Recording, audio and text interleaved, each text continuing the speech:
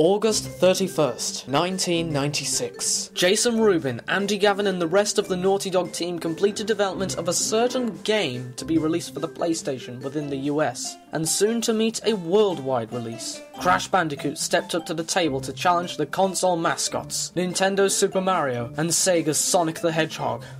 Ah, the memories. The PlayStation 1. For me, Crash Bandicoot always took the spotlight. This Eastern-barred Bandicoot became my entire life. If I ever made an episode devoted to Crash, I wouldn't be able to pick just one game, or even two. That just wouldn't do.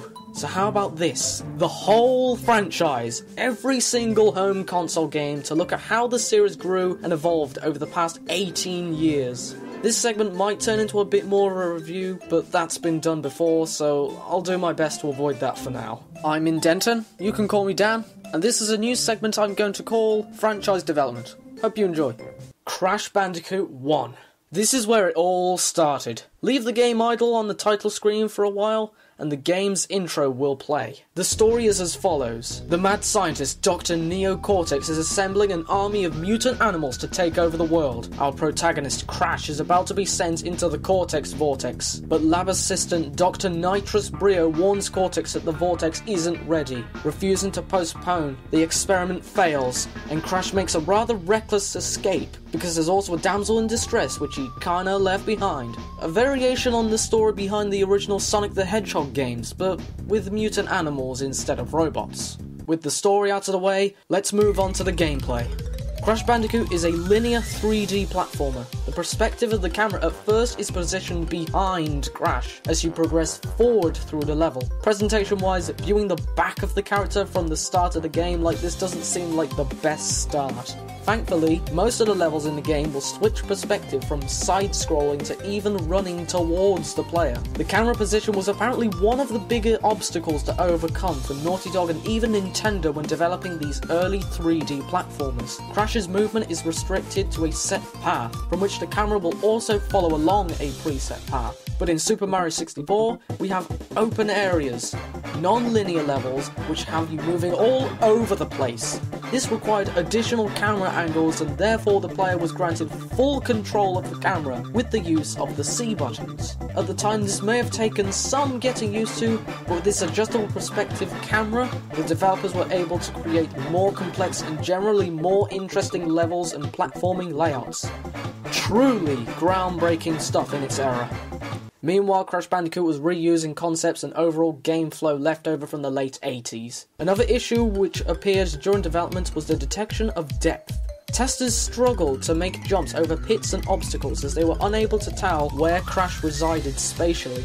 So Naughty Dog added a shadow marker underneath Crash, which could basically be used as a marker to identify where Crash will land. A similar shadow marker was used in Super Mario 64. This is a recurring theme, by the way. Crash has three basic moves: run with the directional buttons, jump with the X button, and square or circle to spin.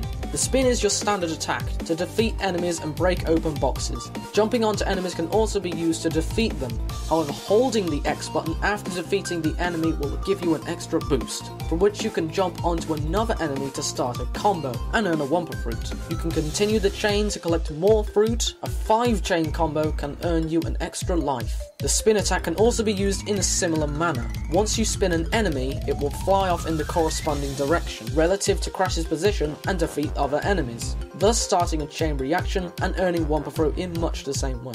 One button I left out is the triangle button. This will bring up the HUD, displaying your Wumpa Fruit and lives. There are no points or time limits in the game, so the counters are much bigger in the HUD. Throughout each level you will find crates filled with Wumpa Fruit. Collect 100 and get an extra life. You can also find Crash crates which contain an extra life. Pretty standard platform mechanic. You can also find Aku Aku masks. This is basically your one and only power up in the game. With one mask, you are able to take one additional hit before dying. Collect 2 to take 2 hits, and 3 masks to become temporarily invincible. Again, this is basically the mushroom power up, but it doesn't grant any additional power other than to take an extra hit. Aku Aku will float next to Crash as he travels. His change of colour, or the complete absence of him, will display the number of hits Crash can take. Break the TNT to get...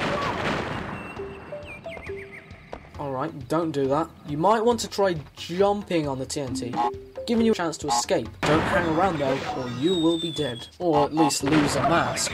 The TNT crates introduce a simple puzzle aspect in some situations. The level upstream introduces small platforms and even slopes which Crash will slip down when stationary. This is one level where you will start to notice that when Crash performs a spin while moving, he will continue to move along that path while spinning, which could lead to simply falling off the platform.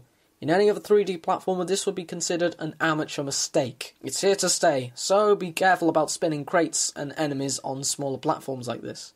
With this linear design, exploration is much more limited in comparison to Super Mario 64, but with this in mind, Naughty Dog had the upper hand with presentation. While Crash looks like a rival of the Pokemon Porygon, the environments are lush and vibrant. Even the more empty and plain levels have some detailed textures and architecture to set the right ambience. Some levels have water which looks gorgeous and flows somewhat realistically.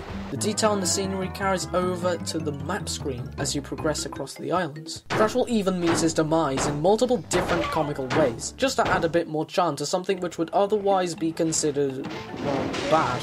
It's only natural for humans to make mistakes every now and again, so let's try and make these some memorable ones. And guess what? It worked. This single death animation is one of the most memorable moments for me in any video game. What's this? A fork in the road? Yes, multiple times throughout the game, you may be presented with split paths. Proceed with caution. Looks like this crate is made of metal. Crash can't break metal. Keep that in mind. So the Switch built a bridge to allow me to cross over to the other side. Wasn't that adorable? Yeah, got to the end and I didn't lose a life.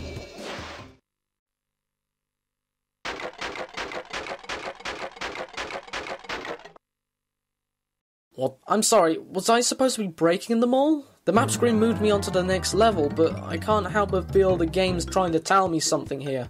I'm gonna go back and give that level another try. Alright, it cost me a few lives, but I did it. I broke every box here.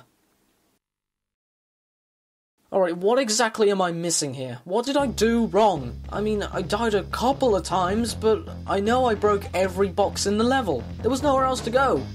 But nothing.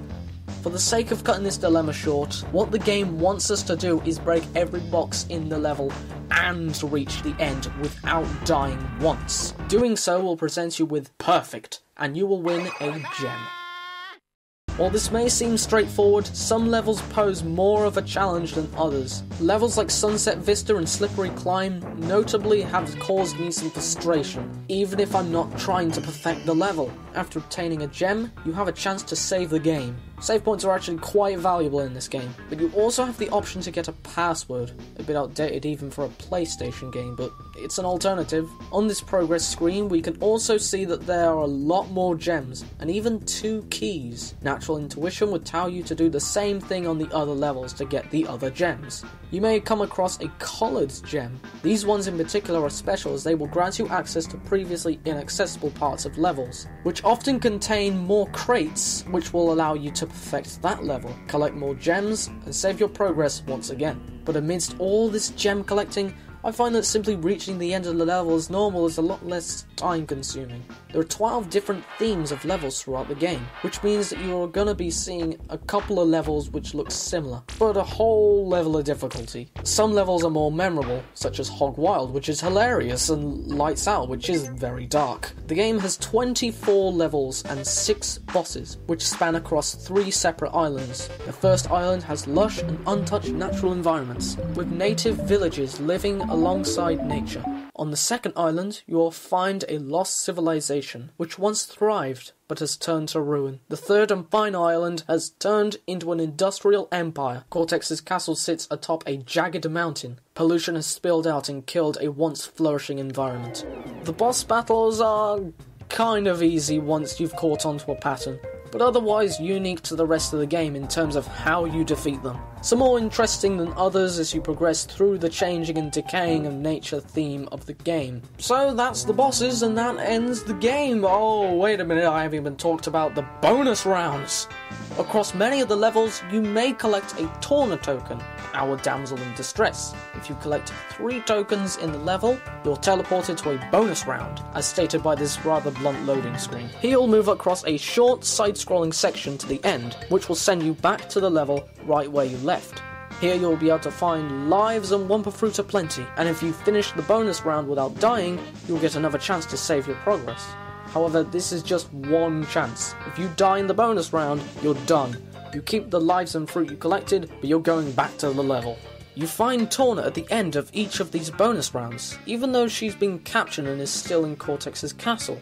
Could this bonus round exist to represent a strive for love? A driving force to keep adventuring across the islands? Anyway, like the levels, the bonus rounds gradually prove to be much more challenging, but the real fun's when you come across this. You can collect embryo tokens to access a different type of bonus round. The incorporation of TNT crates into navigating the level creates much more suspense. Only problem is that completing the Brio bonus rounds rewards you with absolutely nothing. It's just a chance to grab a few extra lives. That's not all. Order now and you'll also get a Cortex bonus round. There are only 2 Cortex bonus rounds in the entire game, and they're just as difficult, if not even more difficult than the Brio rounds. But this time, you get the chance to save your progress and retrieve a key. The keys will allow you to access 2 secret levels, which also have 2 more gems for completion.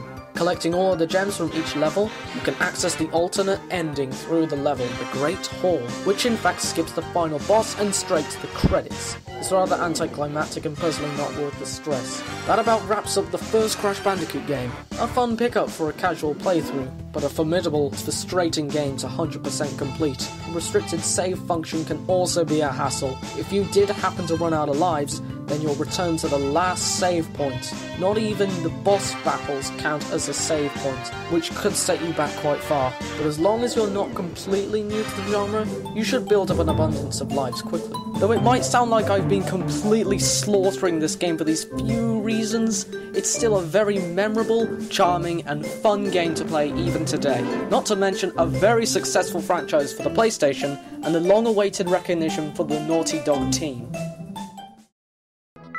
Thanks for watching the first episode of franchise development for the Crash Bandicoot series.